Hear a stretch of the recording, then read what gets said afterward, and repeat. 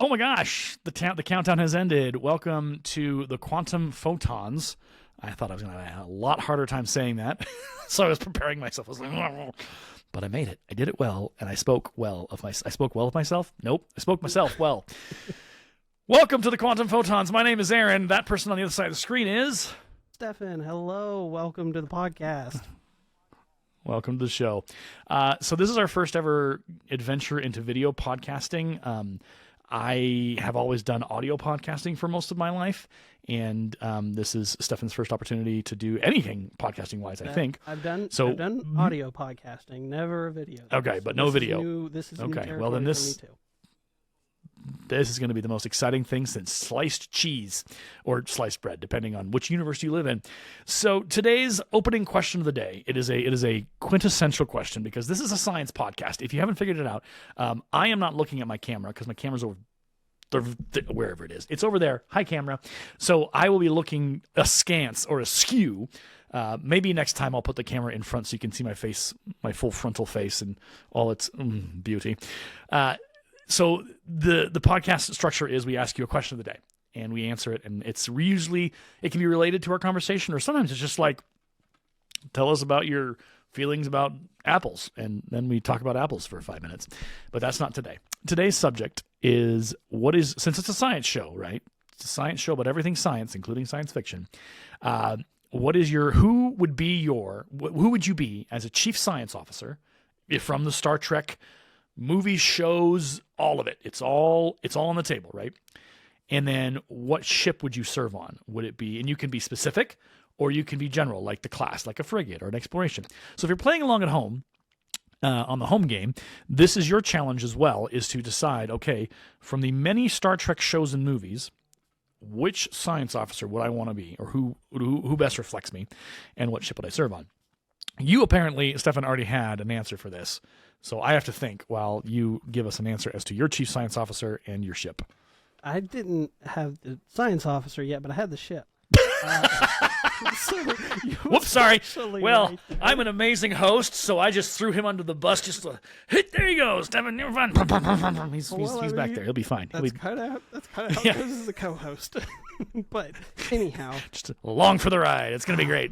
Everything's on really fire, but it's great. Because the only science officer that is super iconic is Spock. He's the one that everyone thinks about when it comes to science officers. While there's many others, that's the one that everyone thinks about because of Spock. It's just who he is. I'm trying to think. I'm like, who else could I use? And I'm really kind of racking my brain trying to remember the different people. I'm even all right, you ready? Oh, what? That's list of science officers. Here we go. Okay, well, there's an online chief science officer. We're gonna go to Memory Alpha, the web's favorite place to do everything. So science officers, obviously Spock was a science officer. Where's the list? Here we go. Okay, you ready? Here we go. We should have done this before. Shame on us for not doing our research. We're learning. First episode. It's a pilot. Okay, so from Star Trek Insurrection was Har's. Okay, that's a weird one. Someone we don't know. Michael Burnham from Star Trek Discovery, of course, was a science officer. Jetsia Dax. Okay, so Jetsia Dax was our science officer. USS Enterprise, Star Trek Motion Picture, Will Decker was the science officer. They list everything. Saru on the USS Shenzhou in Discovery was a science officer. Sonak, who died, unfortunately, poor guy. Spock was a science officer. T'Pol on Enterprise, Tuvok on Excelsior, and then Dmitry Valtain on the Excelsior as well. He was a junior science officer. Yeah, you're right. There's not a lot of science officers. This was a terrible question. Why did I ask it? I think I've got my answer though, even though. Okay, go with your answer while I try and contemplate my life choices. It would be Dax. Yeah. Jetsia because what was Ezra? Was Ezra Dax? Was she not a She was not a science officer, was she? She was, yeah, because she took Jadzia's place. Okay, yeah. But Deep Space Nine for me was probably one of my favorite Star Trek shows. I'm not gonna lie, just the way that the story is, and Jadzia as a science officer was just very unique. One, because she was a Trill, and Trills have all these different lifetimes before them, so she has so much experience in everything. All those memories. Yeah. So I think I would go with her because of her vast knowledge of experience through the different hosts that she had. She was very unique. Also, she married Worf, of all people. She married a Klingon. You married a... Yeah. That's just crazy. I would... It's crazy town. I think Jadzia, I like Jadzia Dax, both as a character, but the actress brought some serious and amazing weight to that character. Like, you believed it was Jadzia Dax.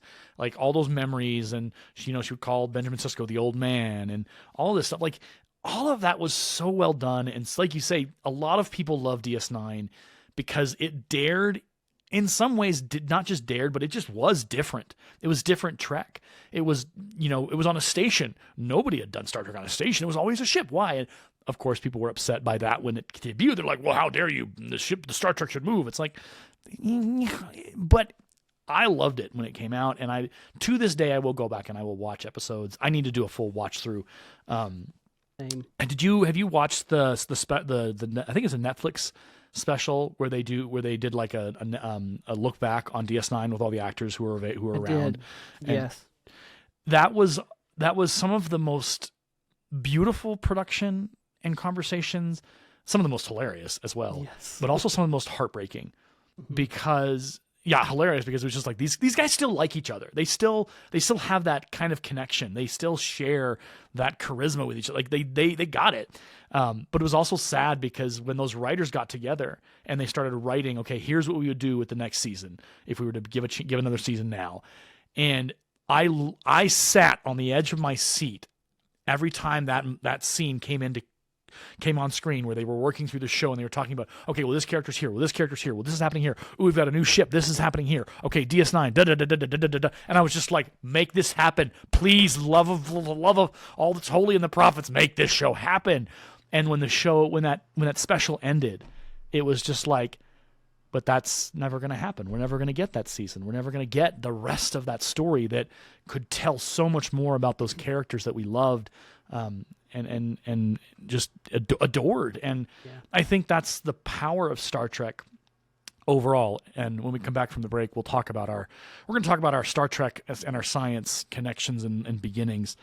But I think to kind of close out the intro, I remember from each of the Star Trek series, from TOS, TNG, Voyager, DS9, Enterprise, sort of, I remember moments that I treasure from those shows I think back and I go, that was Star Trek. That was beautiful. That was brilliant. And that's the power of Star Trek. And even in the movies, never mind, Insurrection's its own thing. It's a thing. It exists and its qualities. People have very, very different views of Insurrection. But then Nemesis was just, people got feelings. I still have feelings all these years later.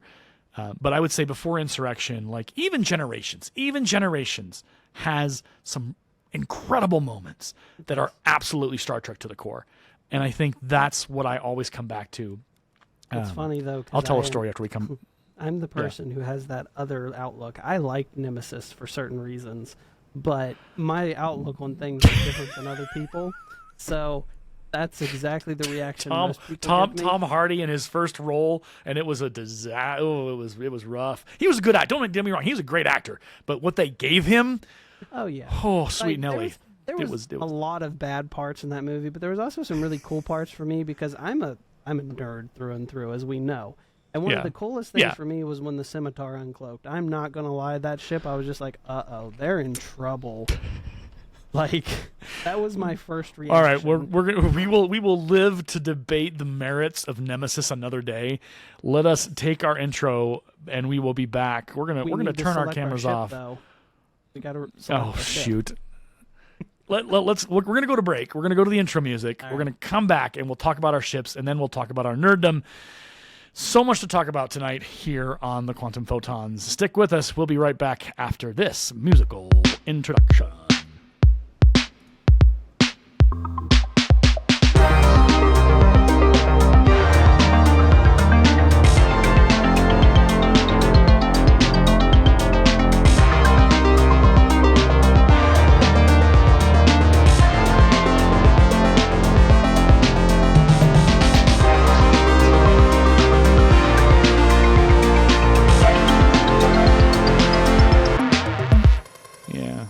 Yeah. Okay, so what ship would you choose, Stefan? So I would go with the Sovereign class, because I just love the ship. I love the look of it.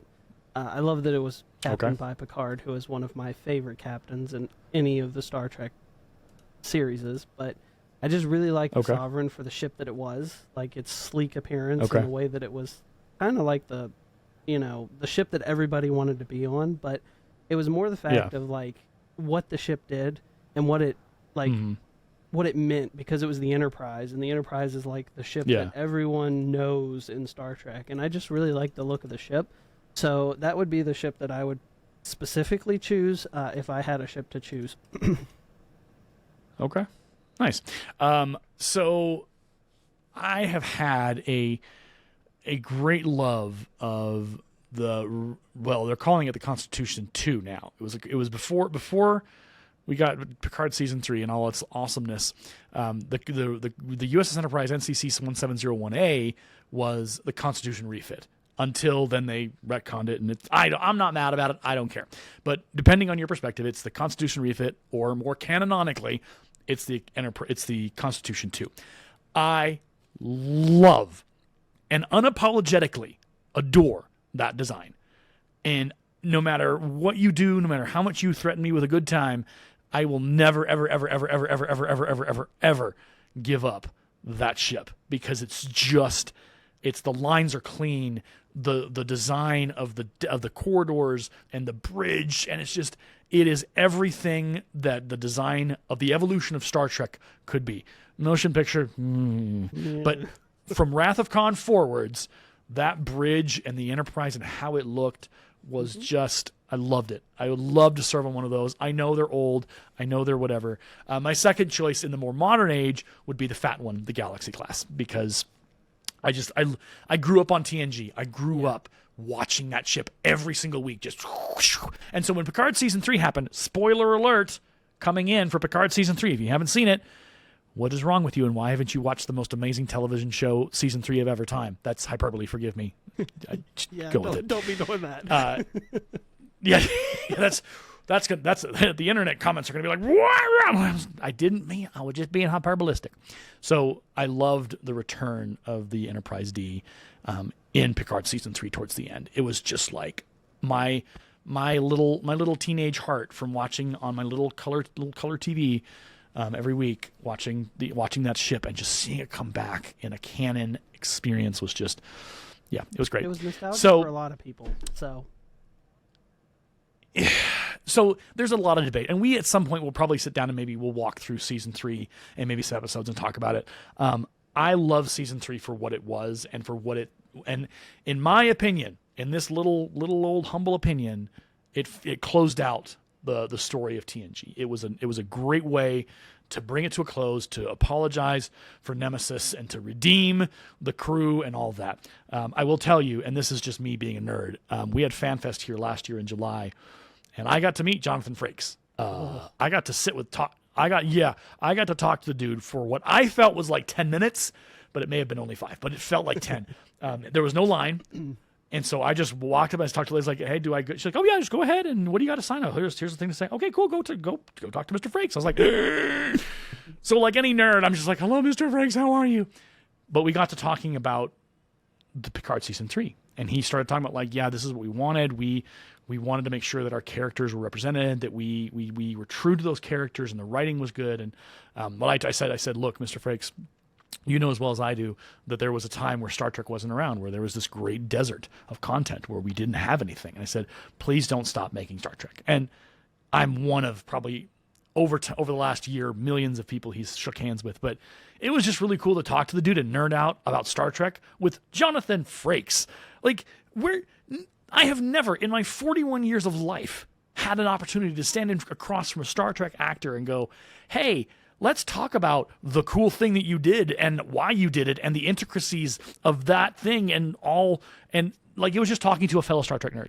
Right. There was no like, oh, it's Jonathan Frakes. Ooh, it was like, no, this is Jonathan Frakes, Star Trek, both alum and nerd, and like very much holding to how Star Trek should be captured. So It was just one of those moments of just like, oh, Star Trek still is yet to meet anyone from Star Trek. But then again, where I live, there's not a whole lot of ability for that. So yeah, I'm counting down to FanFest of this next year for it. Okay, so let's talk science, but let's talk about each of our science experiences. I have talked a lot for this first part of the episode, and the intro music is still not loading. It's just sitting there, and I don't. Here, you know what? I'm going to remove. Let's do this. I'm going to remove it. So while you talk, I'm going to see if I can get it to work. So I guess here's what we're doing. We are both science nerds in our own ways. You, Stefan, for various reasons, are more accredited in the actual sciences of the science, whereas I am more of the science fiction and just like a novice at understanding how science works. So I guess the quandary for both of us, the quest for both of us today on this podcast, what is your science journey? Number one, where did it start? How did it ignite? Who ignited it, and who helped ignite it, and then care for that fire inside you as you continued on your science journey? But then the second part of that question is, what is your science fiction journey, and how did that begin? Where did it begin, and how has it continued over the years? So we'll start with science and then move into science fiction. The floor, as they say, is yours. Well, as you said, I definitely have a more accreditation of science compared, but that's, we're going to get into that here in a minute. But so science for me, of course, you start in high school and kindergarten, and you learn bits and pieces of science. Well, that science didn't really interest me that much. It was just like, okay, it's part of life. I get it. It's important, but it's not like something I'd want to do. Would I want to go be a chemist for the rest of my life? No. I'm just being honest. However, when I was younger, I was trying to think of like the age. I would say 12 or 13. There was a replay of a space shuttle launch. And when I saw that launch, there was just something in my head that was like, I would love to be a part of making that happen someday. And I always had that affinity for space from different aspects. Like in school, I'd do projects on space, or I'd look things up about NASA, or I watched like the moon landing. Like there was different times and places that I just started to explore. Well, as I got older, that it wasn't that it wasn't there. It just sort of went downhill from there. So, I finished high school. I moved in and started working at Walmart. Not the most glorious job, but it's a decent job to start out. I at that point I was like, there's no way I'm ever going to go to college. It's just not me. That was my thought. My true goal was I wanted to be a heavy equipment operator. I've always loved heavy equipment. You could ask my dad. There was actually times where he would see me because my neighbor used to have equipment and he would bring it by our house all the time working over at his house. I would run to the room closest to his house so I could watch. That was my love. I had a twinkle in my eye anytime I saw that. And it was always my want and goal to be a heavy equipment operator. Well, as life progressed, I went and worked for a construction company after Walmart. It didn't go so well. The company was a little rough, but, that's here nor there. Part of life experiences. So we moved on, and I went back to Walmart. But the funny kicker is, while I was at Walmart, I got a phone call from a government agency, and they wanted me to work for them. And so I had put in an application with them right out of high school, and I was, 21, I think, when they finally called me and was like, hey, do you want a job? And I was like, well, yeah. I mean, this is kind of a stupid thing for you to ask me if I want to work for you. And just because of safety reasons, I'm not saying what the agency is, and that's a big thing for me as well. It was Area 51! Right, yes, 100%. But for Aaron as well, I'm protecting both of us by not saying where that is. However, Did you hear that, government authorities who are monitoring our transmissions? Right. Continue, sorry. Anyhow, as we was saying, so I got hired with them. And in my hiring process with them, when I was interviewed, the person that interviewed me, the main interview panelist, she looked at me and she said, I'm going to hire you. She said, this is very rare because most of the time we don't hire people without college degrees. It is very rare that government agencies will hire you unless you've had an internship or things like that. Right. She said, I'm going to hire you. Yeah, because you got to have those check boxes. You got to have those check boxes. You got to have those certifications. They have to do their paperwork as much as you had. Like, it's a whole thing, having never worked for the government. It took me over a year to get hired there. over a year. But it's a process. Regardless, everyone, when I got hired, they looked at me when I was first there like, "What? You don't have a college degree? Huh? What? Are you kidding?" Yeah. And I was like, "Yeah." So anyhow, in that interview, the person looked at me and she was like, "Look," she said, "I want you to go get a college degree. I don't care what it's in." But she said, "You're too smart not to go get a degree in something." She said, "I want you to make me that promise." I was like, "All right, I'll make that promise." So it took me a few years because I was trying to decide what I wanted to do. At first, I was like, well, maybe I'll get a degree that aligns with them so that I could work with them longer. But then someone mentioned the school, which I go to, which is American Public University. I will plug my school 100%. It's 100% online. For sure. And if someone wants to go to a school that's online, this is a school to go to. It's really good. But anyhow, I was looking at their different degrees, and I'm like, I wonder. And I'm scrolling, and I see space studies, and immediately my thoughts are like, well, this is interesting. Yeah. So I go in, and I look at the specific concentrations, and they have 3. They have astronomy, space policy, and aerospace science. Okay. And I was like, okay, well, aerospace science obviously seems like the most interesting, so I click on it. Well, the specifics of my degree, I'll name them, is orbital mechanics, launch and reentry systems, rocket propulsion, satellite and spacecraft systems, and I believe space transportation systems. Not on top of what you learn before you do your concentration, history of space flight, introduction to space studies, things like that. Well, when I looked at that, I was like, this has to do with rockets. This isn't learning how to build a rocket. This is learning how a rocket goes into space, like how the propulsion of a rocket works, how you launch a rocket, how the orbital mechanics of a rocket work. And I actually went and looked a few months ago because I was preparing. I only have 10 months left of school. And I looked at the space transportation systems class because I was like, what is it about? The whole class is about the space shuttle. I'm going to learn like every aspect of the space shuttle. And that for me is huge because, as I told you, the thing that really made me want to go into space was watching a space shuttle launch. I had an affinity and a goal to get into the field. I didn't know what I wanted to do, but I know now that I want to be a part of making a rocket go into space, being a part of that team that makes that rocket go. Do I want to go to space? I don't know about that, but I will say that the fact of being able to be a part of launching a rocket just excites me. Like to one day look up and stand there and be like, there's a rocket, I'm working on this. I never thought this would happen in all my life. When you come from where I live, it's very rare to see people do what I'm doing. And I'm the first person in my immediate family to ever get a college degree. So this is a huge thing. That's awesome. For me.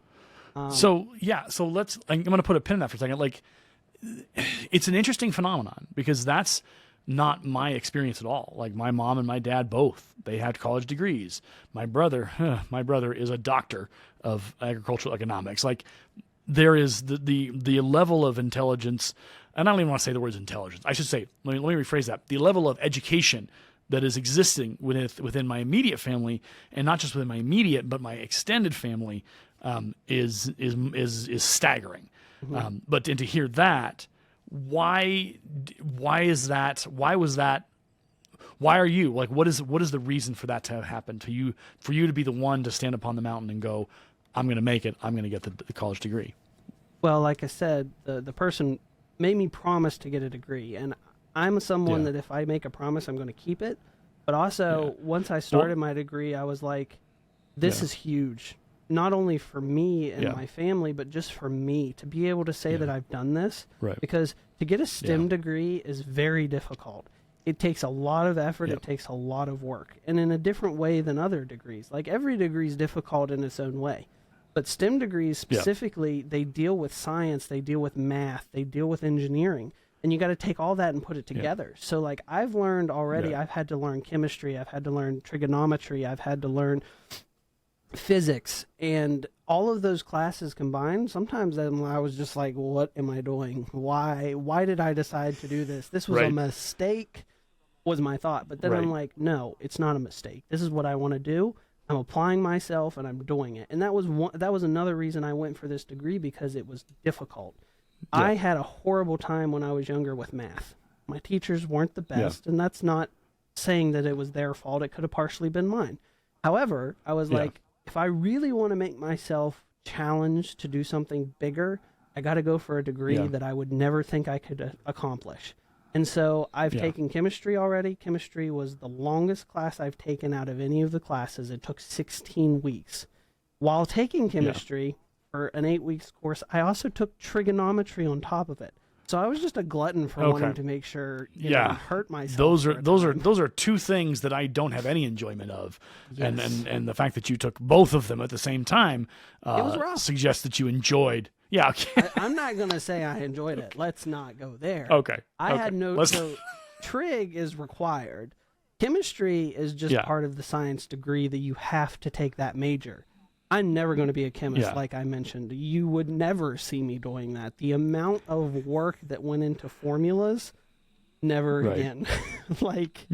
There's some formulas in rocket propulsion, like the basic like rocket propulsion laws. That's fine. Right. I got those. Yeah. But like when you have a string of things that just keeps going and adding and stringing, I'm just like, why? Why would you want to do this? Why? And I know it's important. Don't get me wrong. There's people that do it. But I'm like, no, I'm good. Yeah. So, so I went through all that, and you know, I've got an A in trigonometry. I had an A- in chemistry, and I had an A in physics. So I'm very proud of myself. I have a 3.7 GPA in college, which is really big, especially with what I'm doing. Yeah. And I'm very proud of myself. I'm not going to lie and say I'm not. But I also had an amazing, amazing opportunity. And I want to make sure and showcase that. So I'm part of a group with my college. It's called SEDS. It's Students for the Exploration and Development of Space. And I was in there and I was like, is there any kind of like development courses I can take to better myself for the field? And someone was like, They sent me a link to it. And I was like, what is this? I've never heard of it. What is this? It sounds weird. So I go and look. Right. And it's called the NASA LaSpace program.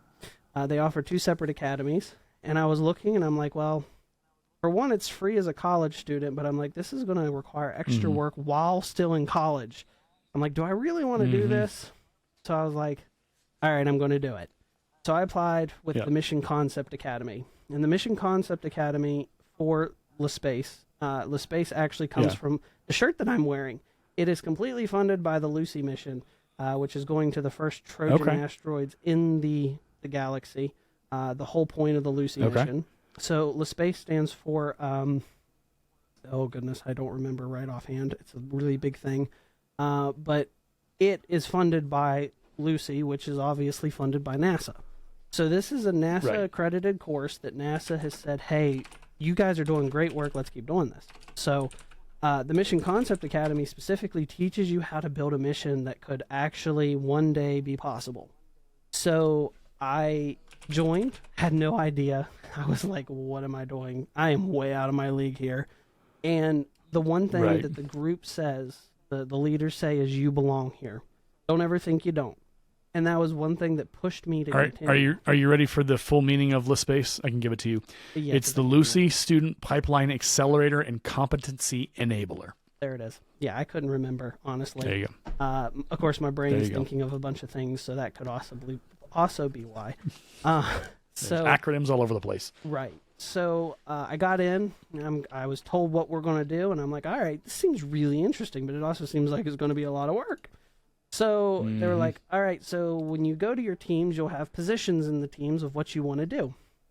And of course, me. Why? Why would I not do this? But I was like, you know what? I want a position that's going to require a lot of work, apparently. So I went and applied for what NASA actually calls the Deputy Project Manager of Resources, which is a big mouthful of words that pretty much says that I deal with every aspect of the mission in some way, capacity, shape, or form. And I build that, and then anything that I need to report goes to the project manager.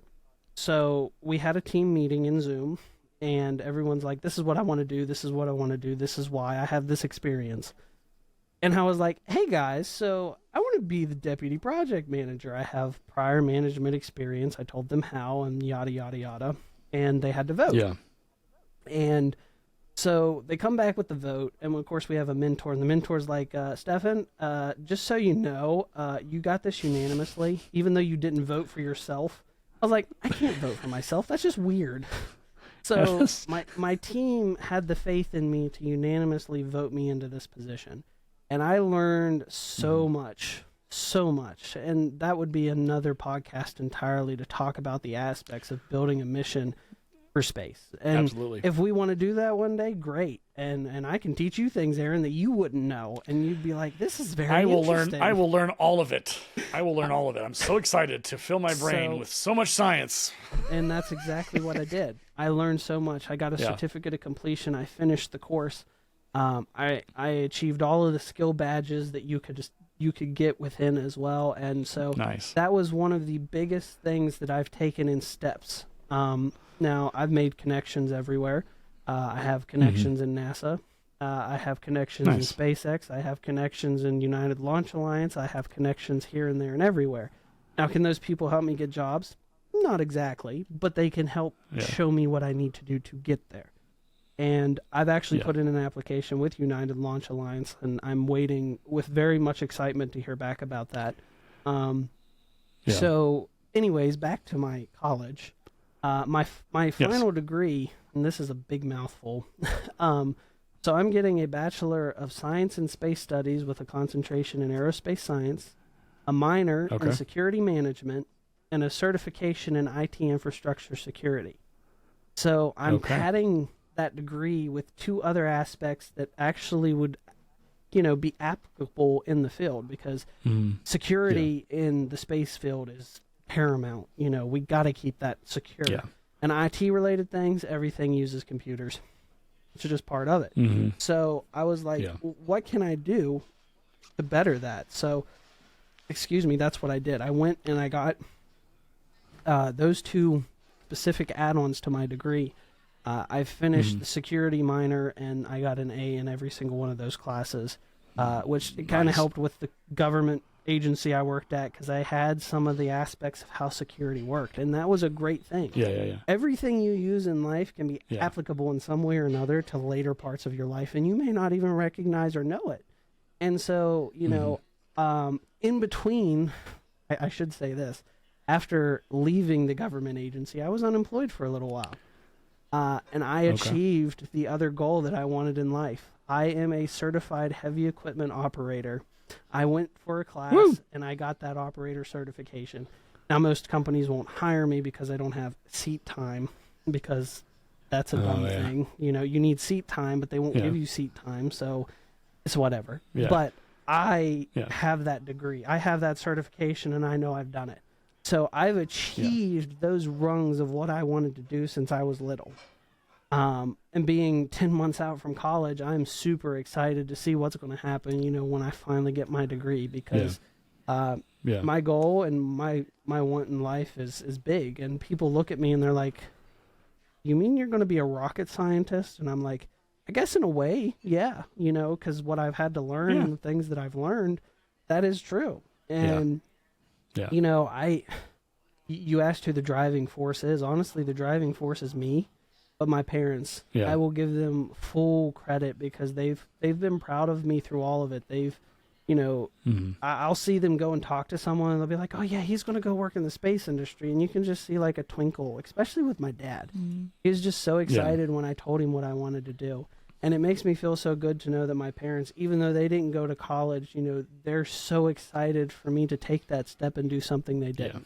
And I've been inducted into 3 honor societies within college. I've also gotten the dean's list 6 or 7 times. So I really pushed myself to be the best. Now, have I got A's in every class? No. But I've got A's and B's, and that's really good. That's really good for college.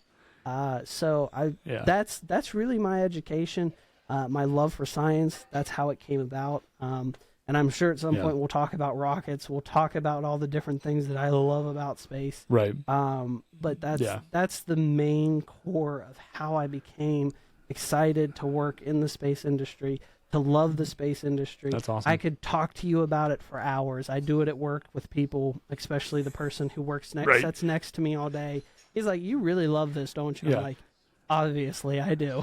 So that is my... obviously you have a love of science. Yes, so that's my love of science. That's how I got introduced to it. I think that really covers the majority of it. There's other bits and pieces that could be put in, but I really think that covers the main core of what you wanted to know. And I hope that, maybe by doing this podcast, I can help others learn a love for space and be like, this is what I want to do. Because the space industry is ever changing and it's always needing new people. And honestly, the younger you are, growing. They want you because they can mold you into the space industry and into what they're going to do and the different things that are changing. You're young enough to be able to adapt to those changes, and they see a want and a drive in young people, and that's rare because honestly, a lot of kids my age, they don't want to work. They don't want to do nothing. Yeah. And that's a sad thing for me to say, but it's the truth. Yeah. And it makes my generation look bad. Of course, you're in your 40s. Right. I'm 26. So there's a difference in age group. Thanks for that, by the way. Hey, you already said you were 40-some earlier. You did. I know. I'm 41 years old, audience. But I'm young at heart. Dang it! I'm not some old fogey. Look, I wasn't meaning that in a bad way, Aaron. Okay, like it's fine. No, I'm just giving you a hard time. Okay, so I'm gonna try and click this button and see if our intro works. And if it doesn't, then I'm going to write an angry email to riverside.fm. So hold on. Here's our intro. Let's see if it works.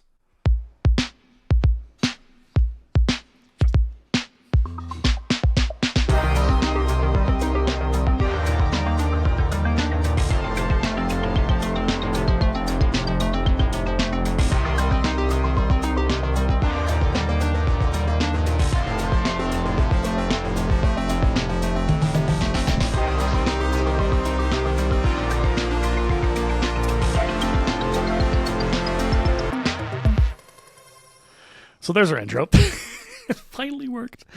We'll work on some layering. We'll work on some imagery and some stuff to be shown. But so that's a lot of science. So to be clear, the title of the show is the Quantum Photons. It's basically the two of us. Obviously, Stefan is more sciencey and more experienced in science and more knowledgeable in science. I am here kind of just to talk about my love of Star Trek and science fiction, but also Stefan will be talking about that as well. So what I'm going to do is I'm going to switch over to science fiction. I'm going to start with me. Mine is we'll see how ours pairs. But my first time with science fiction, I guess this is the question that I have to ask myself, and this is something, Stefan, for you to think on as I answer, and then we get back to you. There's always a reason for getting into something like a science fiction, or getting into action movies or action films or rom-coms or whatever. There's always something that begins kind of that gateway and that entry into that thing. And for me, science fiction has always been interesting and always been fun to both read and write, because it's the future. It's looking to the future, and just looking into the stars. We've put space shuttles into space. We've gone to the moon. We've done all these things, but when we look and we think about where we have gone inches in the universe. We have barely begun to put our foot on one moon. Never mind the rest of the galaxy or the rest of the universe. And so when you look at science fiction as to why, at least for me and probably for other folks, is that it allows us to dream. It allows us to dream of what is out there, what is possible, what is available, what is out there to explore. Various Star Trek things like the movie, and also they talk about it in Space, the Final Frontier. Like space is the final frontier. It is the place where the wild, wild west is behind us, but now the expansive openness of the darkness and the lightness of space is ahead of us, and there is so much out there, and it's the frontier that it's going to take us a long time to get there, but it's so enticing, it's so interesting, it's so exciting, and it in our minds, we imagine what it would be like to walk on the moon. We've seen it with Armstrong and all those guys. We've seen it on TV, but we've never really experienced it. And so science fiction allows us to dream. It allows us to imagine what the future would look like. And again, the reason why science fiction has when it started to now, it has become such an incredible genre of book, movies, games, everything, is because we don't stop dreaming. And for me, I've never had a problem writing science fiction. Small plug for those of you out there in the listening audience. Both myself and Stefan, we write and participate in an online Star Trek club called Bravo Fleet, bravofleet.com. And it's a fan club where we do writing, we do competitions, we do gaming, we do all kinds of cool activities. That it's not just a writing place, but it's also so much more. And it's a lot of fun. You get to hang out with fellow Star Trek fans, and you get to write about Star Trek. You get to compete, and you get to submit games and have ribbons. And it's a crazy fun place to be. But I've been writing in Bravo Fleet since April of 2022. And I think, Stefan, you've been writing in there a little longer than that, probably like 3 years. I have never at any point found myself going, I don't know what to write today. I'm always thinking, okay, well, what's the next thing in space to discover? What's the next adventure I can have with this planet or that phenomenon or that nebula or this big bad or this storyline that they're introducing into fleet actions that we do once a year? And that's just Star Trek. So there's Stargate people out there. There are Earth Space 1999 people out there. There are fans of science fiction because they don't stop dreaming. And with Bravo Fleet, writing in Bravo Fleet, I do the other stuff as well. I participate in competitions and activities and gaming and stuff like that. But as an English teacher and as a writer for the better part of half of his life and now a published author, that's my jam. That's my one true love is writing. I love to write. And with Star Trek, there's two pieces to it.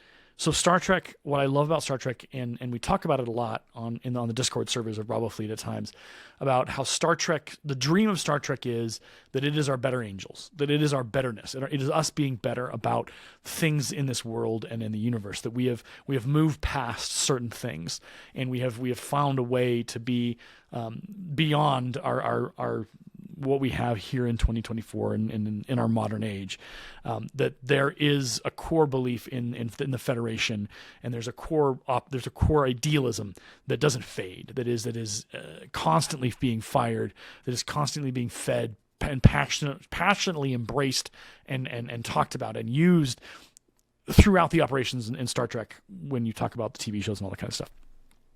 So there's that, but there's also just it's interesting because as much as that world is different in Star Trek in the future, there's still similarities to us as humans and how we can sometimes be not great and how we have conflict still. Like, we're still going to get into conflicts with a coworker. We're still going to have an issue with our commanding officer. We're still going to have, but we're going to figure out how to do that and resolve that, better.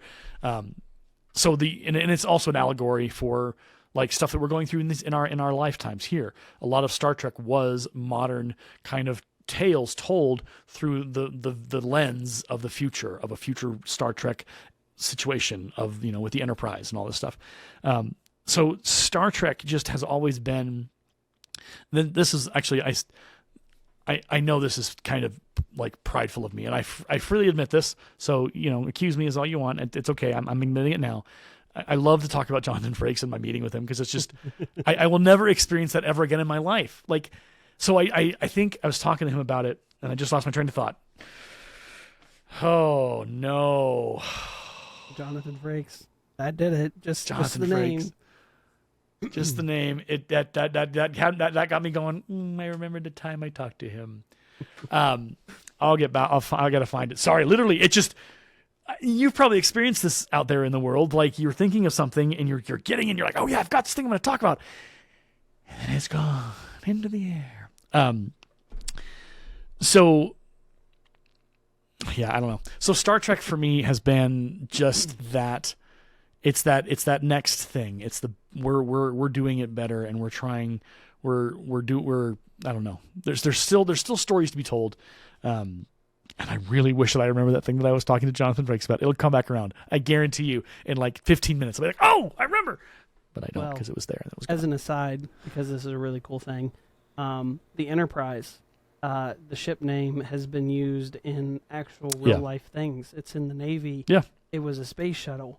All of that came from Star Trek. It Yeah. actually came from Star Trek. So when you see the Enterprise, the USS Enterprise in the Navy, which is an aircraft carrier, or the Space Shuttle Enterprise, which went on multiple missions, that came from Star Trek. That shows you the love that Star Trek is in the science community as well. It's not just a certain group of people, but most people that love science fiction, in some way or another, they love science. It kind of goes hand in hand together. So, so Star Trek has always been. I could tell you. When I was a kid, I would watch Star Trek in our basement. We had a TV down there. And I was watching some of the live, like the shows that were happening as they were produced. But it was either a night or I don't know what time of day it was. Again, memory is faulty. If you don't know this, memory can be faulty because you fill in pieces that you don't remember with what you know. But there was the whatever network they were on, they ran the best episodes. Like it was hosted by Jonathan Frakes, hilariously enough, I think. And it was, here's the best episodes rated by viewers. So that you would like call this number and, select the episode. And so it was like, vote on these episodes, and the episode you vote on will play it on over the 2-night affair or whatever it was. And the episode that I caught out of that was Yesterday's Enterprise. And, well, actually it was a tour. So Yesterday's Enterprise played, but so did Relics. Now there's a twofer punch in those episodes. So Relics features Scotty being unfrozen from the transporter buffer from his shuttle that crashed, and he appears, James Doohan, on the Enterprise as Scotty, who had just been with his friends Kirk and Spock and all those guys, and suddenly he's hundreds of years in the future. What I love about that is you get to watch and live through Scotty's crisis of faith as he discovers that he's what he feels is useless. He's a man out of time. He is a man in the wrong. There's nothing for him here. They don't need him because they've got all this modern technology that does all these things.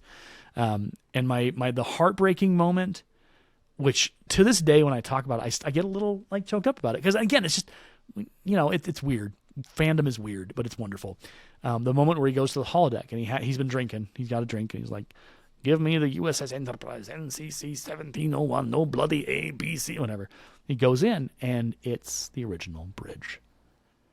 And that moment, when I go back and I watch that episode, I go, this is, and knowing, obviously, like in 2024, watching it through that lens, because we don't have James Doohan anymore. Like, he died, and he passed, and like, just to watch him walk through that bridge and know what we know about canon, what we know about history, is he thinks they're all dead.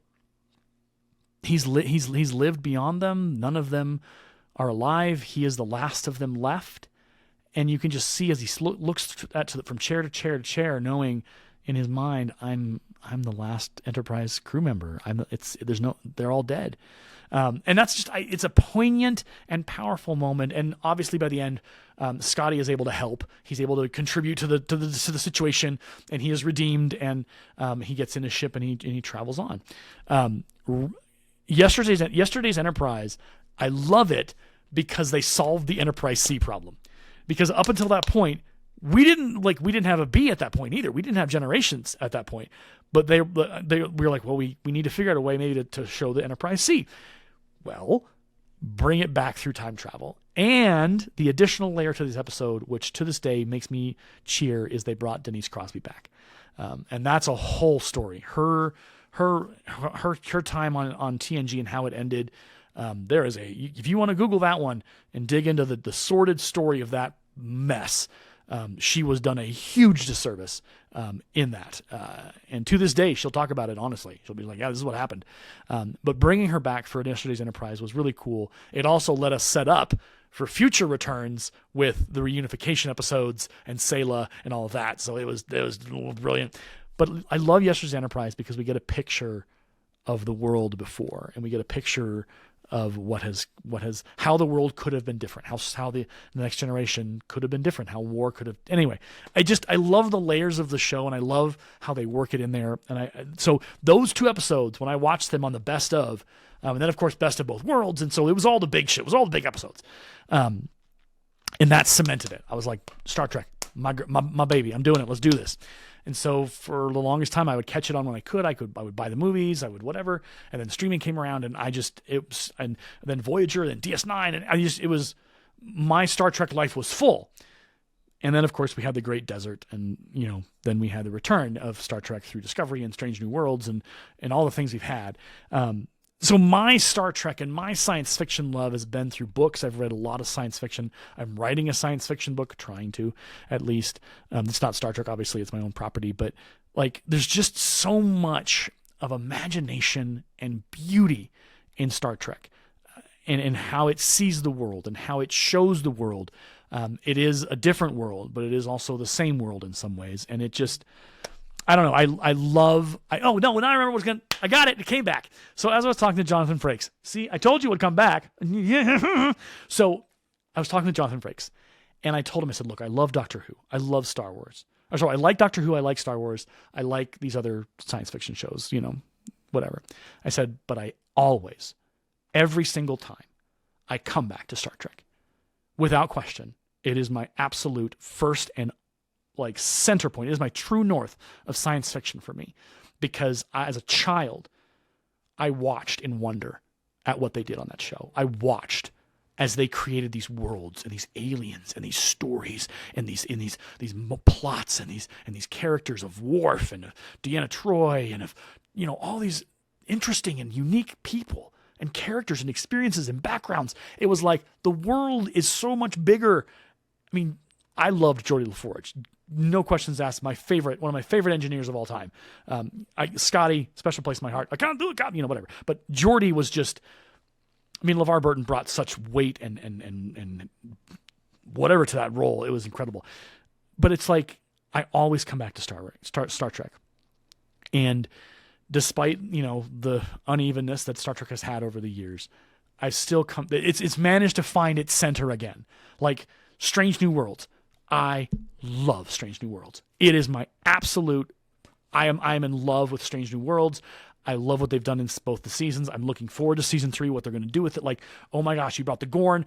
Oh boy, game on, let's go. And it just, there's something about it that I've, James Bond, Doctor Who, like I've enjoyed them, and I've come back to them as well, but it's never been something that's been like, oh, that's I really love it. No.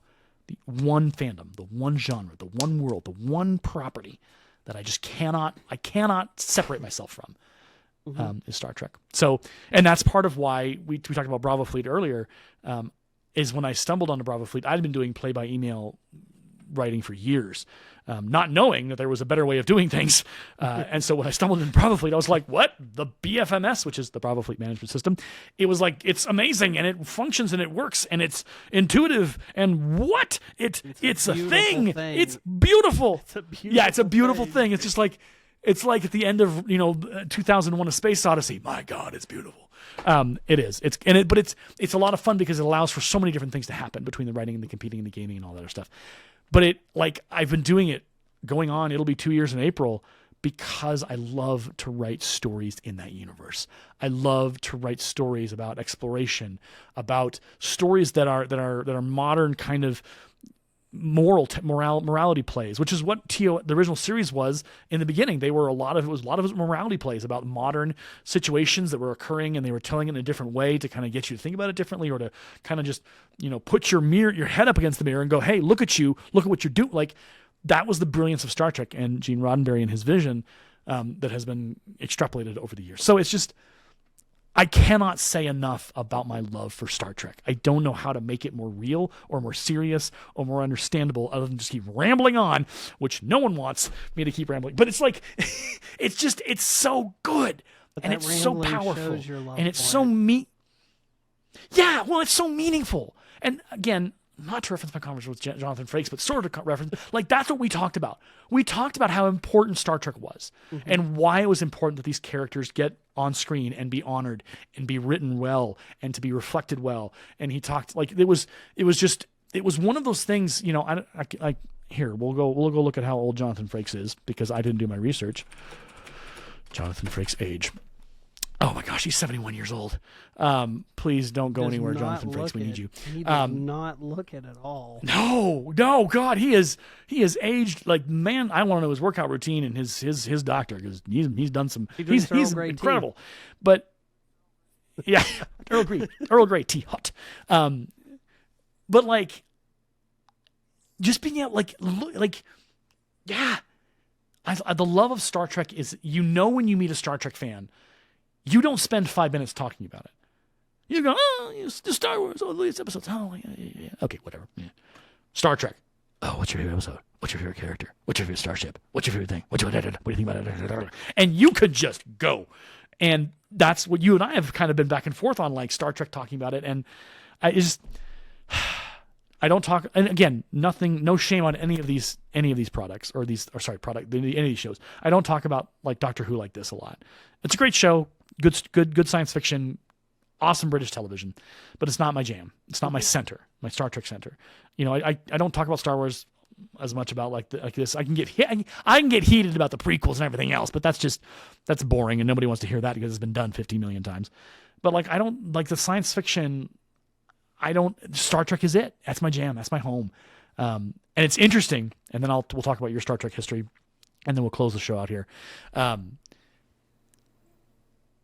I have no idea where I was going with that.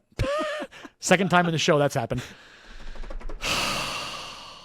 Man, I gotta get some ginkgo biloba or something to get my brain all percolating right.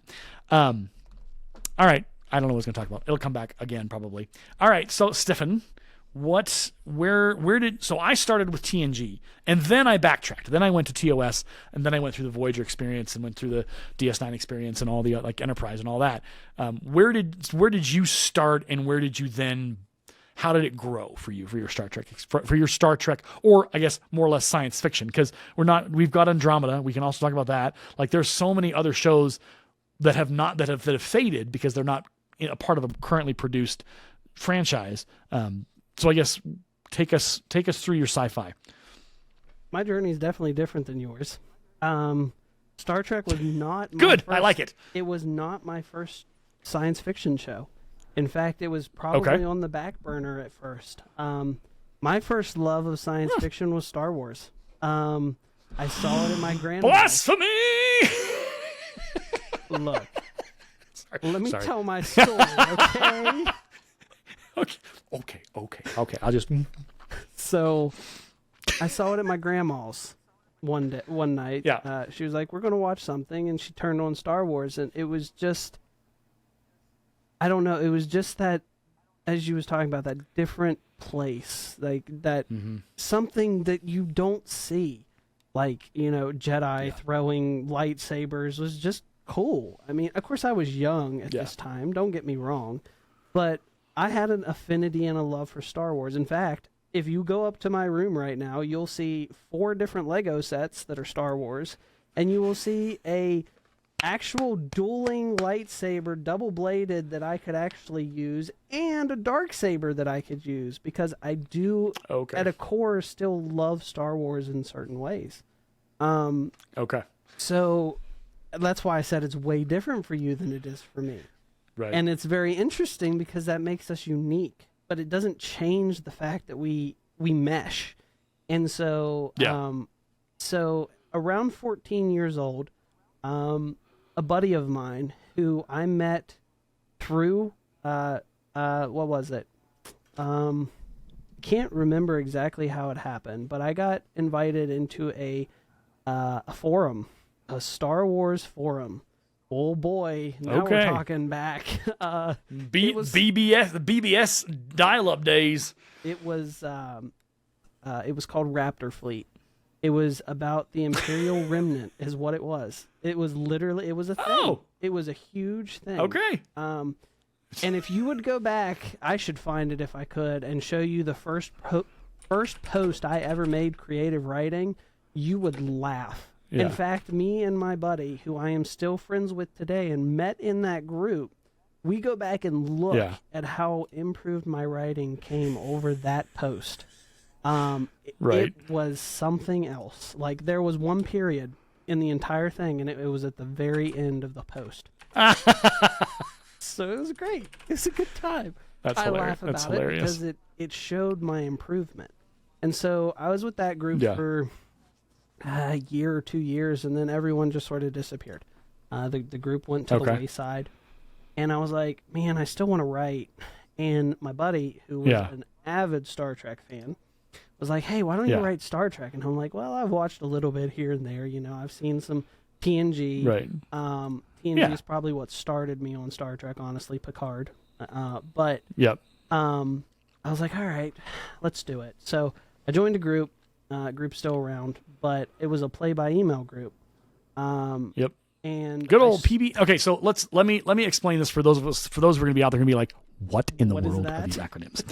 So, home audience, as you're keeping score along on the home game, which, if you're wondering why I'm saying that, that's a reference to. It's an old reference. I'm old. I'm 41, apparently, according to somebody. Anyway, so the point of it is that PBEM was play by email, and it still exists. It is still a thing. I still have friends who are in it and involved in it, and it is their thing, and it is what it is. Like you, I played PBEM, play by email, Star Trek role play for the better part of 20 years with one group. 20 years, whatever. But play by email is basically, so this is going to sound weird, those of us who are not in the know. So just buckle your safety belts, put all your hands inside the right at all times, and just hold on as we kind of just meander our way through this. So play by email is you write your character. So pretend that I'm, Thomas Smith, commanding officer of the USS Lexington. So I would start out my post, quote unquote, of my role play by writing what my character was doing. Thomas sat on the bridge checking his information, but not asking for reports. Now, I might want to bring someone else into the story and be like, ooh, I need to have a conversation with my first officer. So what I would do is I would say, Commander blah, blah, blah, taps his comm badge and asks first officer report to the bridge. You would then hit the enter key twice and do tag FO or tag whatever the character's name was. And then you might create like a dialogue answering to him what you would want, like a general answer. And then you would tag him again, maybe 1 or 2 tags. You don't want to go 3 or 4. I did that and I got yelled at before. It was fun. Good times. Great memories. So then you send it to a mail server or whatever you have set up. It was Yahoo groups later in life. And the person that a whole bunch of members would be subscribed to it, right? And so that email would go out to everybody. And so they would boot up their computer and pull up their email. It's a story. And he's starting a story. He's tagging in. Oh, he's tagging in for FO. Okay. I don't have to worry about that story, that post. I'll file it in my folder. I'll move on. But the FO guy, first officer guy, might be like, ooh, it's time for me to respond. So then this is such an operation. So he would then take the message, copy what the person had written with the tags, little taggy tags, copy it into a new email, paste it, and then fill in his perspective as the first officer in the tags to what the commanding officer was asking him. And then he would read the dialogue that the guy had written, and then he would react to that. And then he would have his own dialogue, put a tag or 2, because you never want to be somebody who makes another character do something without their character's permission, because that'll get you into trouble.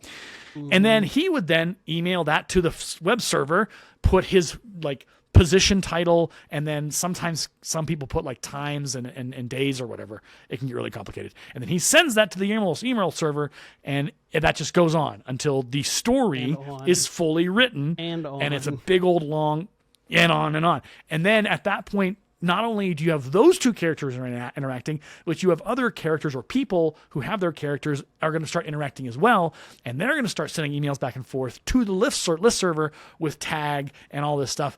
And yeah, I didn't realize how much work that was until I got to Bravo Fleet and discovered their amazing system of how they do posts and stories and joint posts. And it's just why did I live in the desert for so long? See, and so, that was... My regret was I used my personal email to do PBE. Oh, geez. So Yeah, you quickly learn you have to set up another email account just for play by email. I was So inundated with emails every day. Well, and if you had somebody who was really a lot like had a long weekend and was doing a lot of posts, you would have to dig out. It was So anyway, that's what a play by email, and they exist. They're still out there. It's a rolling spectrum scale of how active and successful they are being, depending on who you talk to, depending on I don't have the information to show you. I just know what I hear and what I see.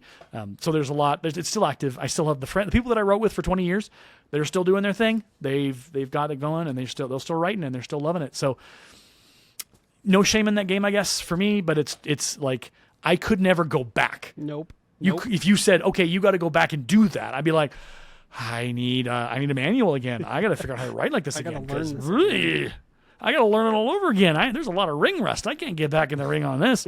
So anyway, for those of you keeping score at the home game, that's what a play by email was. That's how much. That's a very surface level. Yes. There is so much more like character profiles and all this other. Let's not go into that. Let's not do email compiles where you had to put together like compilations of posts and files.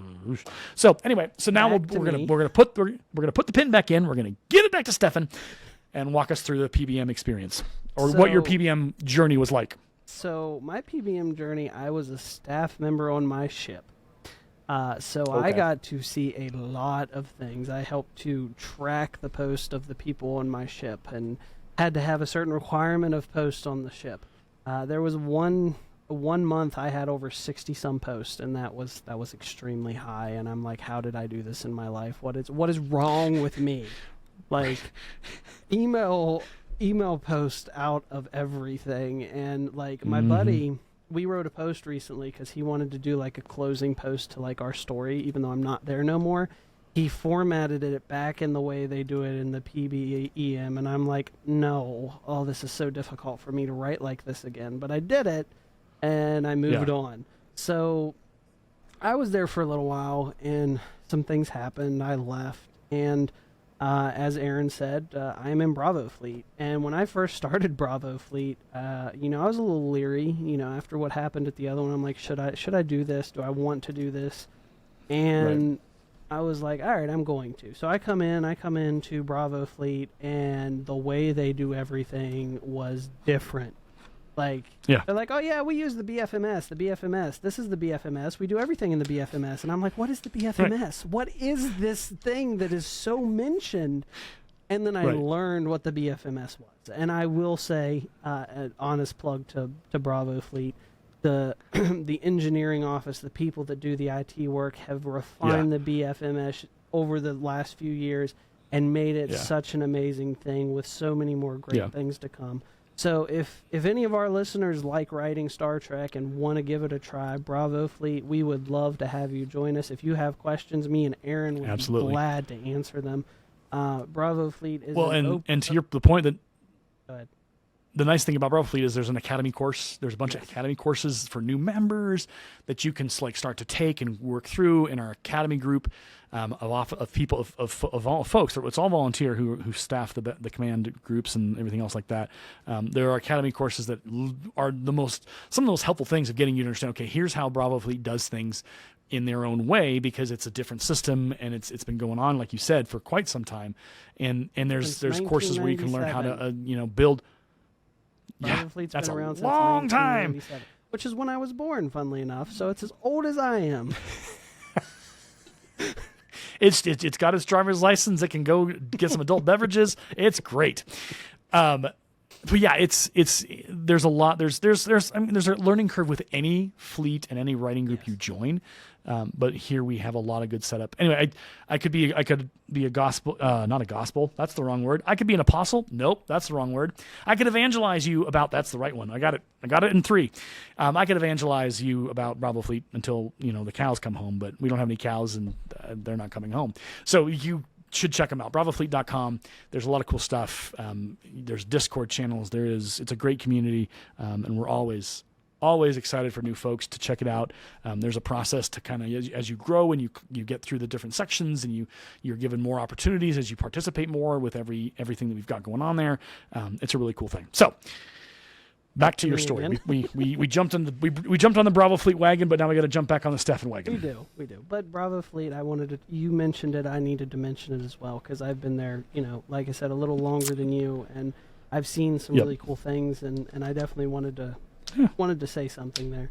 But absolutely. So when I started the PBEM, that's when I started to really pay more attention to Star Trek. I started to learn more about it. I would research things. I would look at things. I would go and be like, okay, what is this? How does this work? In that time, I actually accrued the engineering book for the Enterprise B, the Galaxy class Enterprise. I have the Star Trek Encyclopedia. I have all the books in regards to the Starship or the Star Trek ships. There's like 6 volumes to it. I have some of the novels specifically, and you're probably going to laugh at this, but the Section 31 novels, I have them. They're old. They're extremely old. Oh, they're used in Section 31. They're used in fact. But they were actually good reads, honestly. Yeah. And I have 3 trivia books, which you don't know this, but I did some trivias for Star Trek 1 Bravo Fleet, and I plan to do more here in the near future. So, and some of those questions are extremely difficult. So it's really a good thing to see what people can do there. But in that time, like I said, I started to really like Star Trek. I'm like, I can see how actual science applies. Like, when I started my degree, I can't remember which class it was, honestly. It's been, 2+ years now. I don't remember. Yeah. But one of the classes I had to take was space related. And specifically, I found an article where they're actually working to build a warp drive. And immediately my brain kind of clicked, and I was like, warp drive, Star Trek. It is possible. Now, is it as advanced as it is in Star Trek? No, not even close. No. It's not even close to that. But the fact that they're trying to build that shows you that the applications in Star Trek are actually scientifically possible. They are not something that is fake. Star Wars is fake. I'll say it, 100% fake. And though it has a love in my heart, Star Trek applies better when it comes to my scientific knowledge and my degree and what I've learned. Like, I can diss Star Wars, like you said. We could talk about the bad things of Star Wars, but Star Wars has good merits to it, too. There's a huge fan base of Star Wars, and there's people that got into science fiction because of it. Like, I wouldn't probably be here talking to you, Aaron, if I hadn't started to love Star Wars when I was younger. It probably never would have happened because I never would have joined the forum that I joined and became friends with the person and then joined the Play by Email and then finally joined Bravo Fleet. Like I said, everything in life interconnects. And, as I continue, I've watched almost all the Star Trek shows. Enterprise is difficult for me. It's a little rough. That theme in the beginning, I don't know. That was rough. And I've watched Sequest. If we're really wanting to talk about old TV shows, I've watched Sequest. But Faith of the Heart, Stefan. Faith of the Heart intensifies. Over 9,000. I'm not saying it's bad. It's just so different to all the other themes. I'm like, and like I said, I watched Sequest, which I'm not dissing Sequest. It has some really good merits to it. But anyhow, good old Roy Scheider back on television was a blessing. Right. And I've watched a lot of other old TV shows, Airwolf and things like that. So, yes, Airwolf was actually one of my favorite shows. I'm not going to lie, even though it crashed and burned in the end. I thoroughly enjoyed the prospect of it. But anyhow, and that could be considered science fiction as well, even though it's a military application. It still kind of could be. It could be compared to that in ways.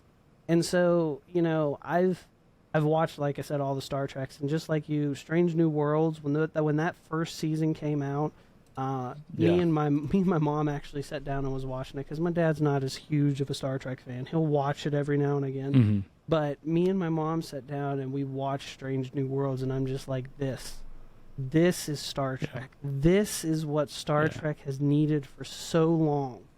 And Picard brought some of that too. Like, Picard was such a good show. I absolutely love Picard as a show. Bringing him back to play a character on Star Trek, when I saw it, I was like, yes, 100%. And he did it so well, even though he's older. I mean, he's up there in age. But all of them, you know, bringing that nostalgic back of those people that we saw on The Next Generation back into the show was like that moment of like my teenage heart type of situation, you know, screaming intensifies like, you know, like that's what it was. Yeah. And I have come to, even though I will, you know, I'll still watch the Star Wars shows, not gonna lie, I've watched all of them. Yeah. Star Trek has taken a much bigger part of who I am from writing it, and from really learning more about what it is. And I'm not going to say I'm no expert. I would never be a lore person for Star Trek. Ain't happening. No, not going to. Yeah. But I can hold my own, so to speak. And shameless plug, I'm going to do it. I don't know if you've read it, Aaron, but I actually have a story on my ship on Bravo Fleet that was one of the fleet things. I don't think it was a fleet action. I think it was the other thing, and I can't remember what it's called at the time. But, like the campaign or whatever? Yeah, it was a campaign. I brought the ancient Romans into the Star Trek universe. Like the ancient Romans, like Roman legionary Romans. And I was so proud of that story because I also, I'm a huge nerd when it comes to games. And I've played a very old, it's an older game. You may have heard of it. It's called Rome Total War. Yep. Rome Total War was a game that my brother played a lot of, and I watched him, and I learned about the different names of the people that were in the Roman legions and things. And I had just recently watched someone play through the game, like 100 and some parts. I'm not even joking. And I was like, it just hit me. I was like, I want to do something with the Romans. If you read the first post, you can see that I know what I'm talking about because I've learned it. And that's how Star Trek has come to be as well. I've taken the time and I've learned things, and if I don't know it, I've searched it or I've asked someone about it. But for the most part, I can make my way through things. And the fact of the matter is, the Neptune's it's a mess. The whole ship is a mess. I mean, if you look at the description of it, it's like the ship's a mess. The captain's in a steamy love triangle. It's like the soap opera from Star Trek that everyone wishes they could see. That is what the Neptune is. And I write it that way on purpose because it's different. Yeah. It's not the main thing that you see. That's the thing about Bravo Fleet is you can write whatever you want as long as it follows certain guidelines. But you can write it. There's always a rule. There's always got to be a rule. And there's always got to be a path to follow. Like, everyone's different. There's some people there that are so structured in their writing. And they look so much more professional than me. They talk about things that I'm like, well, I wish I could do this. But then, and this is between, you know, I'm going to say it. Sometimes I feel like I'm an odd person out because very few people have commented on some of my stories at times. And I'm like, you know, it is what it is. If you enjoy my story, okay. You know, and some people have commented on it and been like, wow, you know, this is good. Like, the way you're doing this is so different. Like, I did a post where it was a dream. My captain actually had a dream, and it was a little freaky. Like, it was scary the way I wrote it. Yeah. And one of the members went down and commented. It was like, that was a spooky start to a story. Wow. Like, oh my goodness. And that's the thing about Star Trek is it doesn't just apply to science fiction. It also can apply to human life because the people in Star Trek are humans, even though there's aliens and things.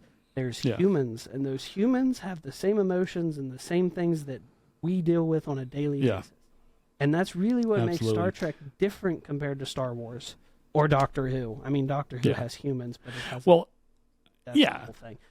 Well, I've always argued that Star Wars is like it's like a grand opera almost. It's a space opera. That's what it is. This is a space opera. Yep. And Star Trek is it's morality play, but it's also stories of us in the Yes. future. It's stories of each of us as we journeyed. Like you said, and to your point, I think built stories of humankind Yeah. into a yeah, a futuristic universe, and that's Absolutely. what really I think draws people to Star Trek. right, because it's a human story. There, like you said, there are aliens, but even so, you look at I mean, good Lord, you could look at all of Star Trek movies and film and shows, and you can find stories where they've used aliens. And what I love about how Star Trek has used aliens over time is they are different, they are unique. There is that diversity of, wow, this is a unique creature who has a very different culture from my own and whatever. But in the end, there is some universal truths that stretch across both human and alien races, Right. that are beautiful in how they kind of parallel each other. And so there's great connections that as you sit and you watch, you go, whoa, okay, that has weight. That was an earned conversation, or that was an earned moment in that episode where you went, my goodness, this is intense. And what we might do is on the next episode, because we are approaching the 20-hour and 20-minute mark. On the next episode, we might talk about our favorite moments from Star Trek movies, and also then our favorite moments from Star Trek shows, and kind of pepper those in future episodes. Because I could go, like you said, I could talk for hours about it. But we also want to respect our viewers' time. Right. So we're gonna call it. We're gonna put an end. We're gonna put an end to this foolishness. Set fire to it. It's gone. Bye. Give it a good old Viking funeral. Push it out in the water and light it on fire. Ah! Anyway, so there you go. There's the pyrotechnic side of me that I don't have any experience in and would never ever do anything without a proper professional on site. So my name is Aaron. And my name's Stefan. And you are. And so I hope you've enjoyed this show, and I hope you've gotten something. If it's been a bit scattered and a bit wild, it's the pilot. Some pilots get picked up and some pilots don't. And this one's going to get picked up because we'll next week, or however we do this, we will have an actual here. This is what we're talking about. This is our focus. And we more than likely won't go for an hour and 20 minutes. We'll see though. Who knows? I mean, there's podcasts that go 2 hours and 30 minutes. So this really isn't that bad. I'm gonna need some coffee in a minute if this keeps going. Good Lord! But it's getting into the midnight hour. It's been enjoyable. It has been good. To be able to talk with someone and do this is really cool. And it's funny because you shared like little to no science, and I shared all the science, and then I also shared science fiction. So people now know a lot more about me, and the whole point of this podcast, like Aaron said. We call it the quantum photons because it's science related, and the mantra of it is a podcast of science in every form. And that means that, we're going to talk about Star Trek. We might talk about other science fiction movies or TV shows, but we're also going to have a core of science as well.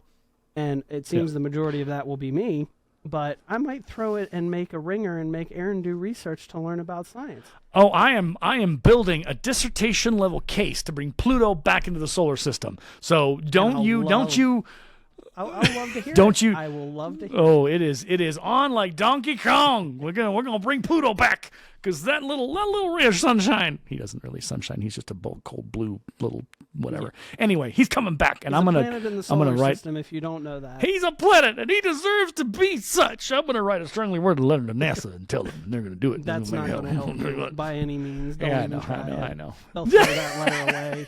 I can believe in my head. I reject your reality, and I insert my own.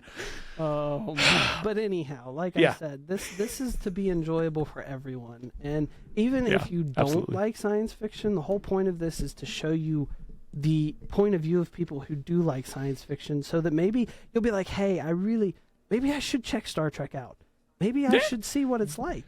And that's the whole point of this. We're showing our nerdism for other people to see because we love it. Yeah. But we also have a goal of helping that you'll see something in it that you like. Like I said, one of my goals is to help people understand science better and maybe be like, I want to get into that field. I want to do that. I want to learn more about this. I'm going to go look this up. Because if we talk about rockets one day, or we talk about what I did within NASA, or the different research Yeah. I've done on rockets or rocket propulsion, people are going to see the excitement that I have for it because I enjoy it. Is it very difficult to learn? I'm not going to say it. Yes. But once you learn it, it's so cool. Now, if I watch a rocket launch, I understand how the propulsion of a rocket works. I understand why when a rocket goes up, it is turned. It never launches straight. It immediately tilts. I learned what that is. And most people don't realize any of that. They're just like, oh, okay, it's just a rocket launching. But if you know the intricacies of it, it is such a complex thing that people have no idea about, because if you don't learn about it, you're just like, oh, hey, a rocket's launching. That's super cool. Yeah, to it's know going. the Well, and intricacies. that's absolutely going to be something we talk about down the road, because there's a lot of cool stuff to talk about. All right, well, we will be back again next week? Question mark? Actually, exclamation point. We will be back. Words hard apparently at 8:38 p.m. Mountain Standard Time. We will be back next week with more conversation. If you're interested, or you want to contribute, or you want to talk about science on the program, and you want to come on here and chew the fat, or chew the quantums with us, feel free. My email is adelayedteacher@gmail.com. Again, it's adelayedteacher@gmail.com. This podcast will be a live video. We'll see how it works with the editing. You may get an audio version first, and then we'll get the video version out there. But for now, we wish you the best of your weekend into your week, into 2024, and we will see you on the next one. We will come up with a unique sign-off that's science and Trekkie related. But until that time, as such, this is us saying goodnight, Godspeed, safe travels, and look to the stars, because there's so much out there. Oh, we have to play the outro. Hold on. Here we go. Let's see if it works. Clear skies. Yeah, there we go. Clear skies. Are you ready? Here it goes. Nope. I do not understand this in the least. It's funny because when we tested it, it worked just fine. It worked just fine. We were recording. What the heck? All right. Well, that's cool. Riverside.fm. You're getting a tweet from me about this process. All right. Until next time, look to the stars and look to the skies and keep them clear. See you next time. Peace out, y'all.